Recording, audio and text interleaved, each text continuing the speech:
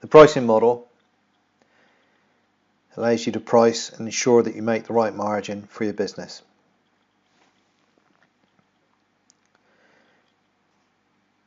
It's 4 tabs: the pricing tab, the parts list tab, a quote tab, and a job sheet tab.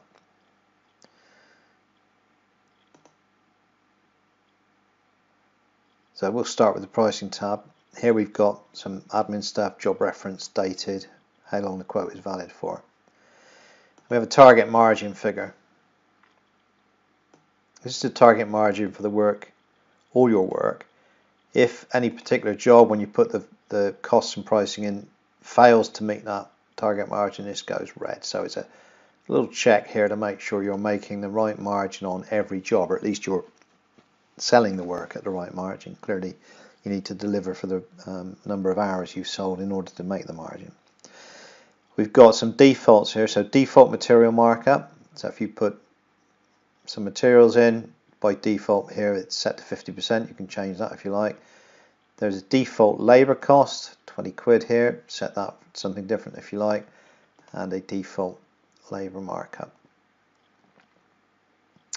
Again, you can change that. Now these defaults are applied unless you override. So here in these yellow columns we've got override. So any particular line you can override a markup, you can override a labor cost, you can override the hours and the labor markup if you like. So it's very flexible. You can see we've put some sample data in here. This looks like it's some kind of plumbing business. And here on the drop down we're actually looking at the parts list tab. So you can add more items to that tab. Let's say we're going to use a heat exchanger on this job. It's priced on the tab at 324 quid. It doesn't need checking, so it must have been bought recently. How many we're going to use? Well, we can say we use 2 of these. We can see now we've got a total cost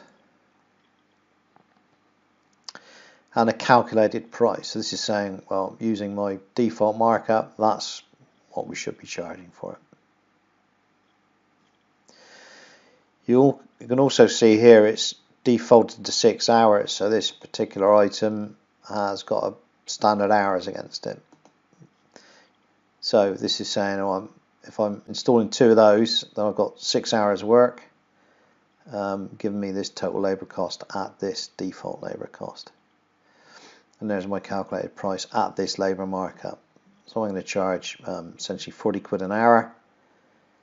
And here we have our total cost, total price, total profit, total margin. You can see that's a bit below your overall target margin, but not all of these items need to be above that. So some things you'll make more money on than others, as you know. So, and that's sitting at around 37%. But you can override these things. You can say, actually, I'm going to mark up on this. I'm going to mark up 75%.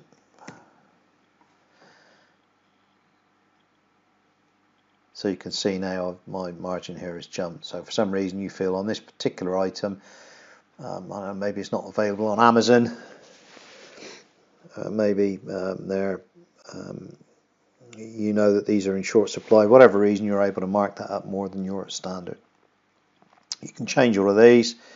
So you could say, oh, maybe it needs this is going to take a specialist to install this. So actually, it's 25 quid an hour.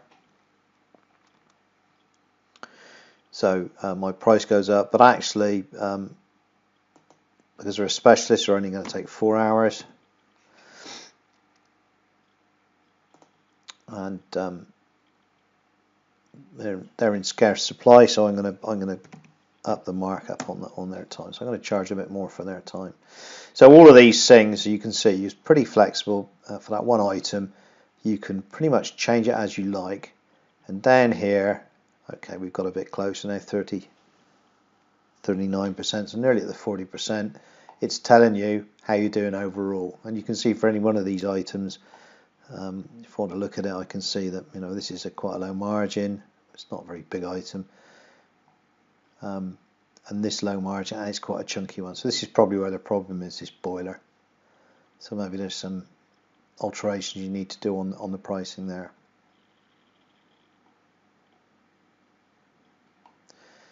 And down here we've got our totals, materials, and the profit and the margin, labour, profit, margin, so on and so forth. Now, some of these, this item here, installation, there are no parts included. There's an item on the parts list called installation, but it's only time, people. So you can pretty much use this as to suit. You can put what you like on this system. And the key thing is that this is what you're trying to get to where you want. So don't start off by selling something for a lower margin than you need to make to make the profit you need in the business. So then briefly, parts list we've looked at. The quote, this produces a quote. You can see heat exchanger has appeared now. So this goes to the customer. It's not very fancy, but you could copy and paste this into something fancier if you wanted, if you don't have a system for that. So trading name, customer name and address, VAT. And here are the quantity, net price, VAT, total price. Now clearly the customer doesn't see the markups and the labour and the rest of it, so they just see that this boiler costs this much. This heat exchanger is inclusive of labour.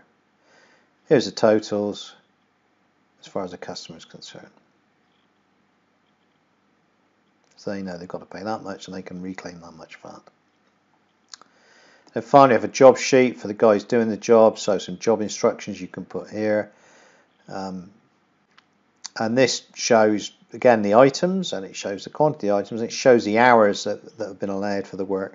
But clearly there's no pricing information. That's not relevant for these people. If they want, they can put the actual hours, and if they use some other bits, they can record them on the printout. So if you don't have a more sophisticated system that's helping you manage your pricing and quoting, this system will do it for you. Okay, that's it.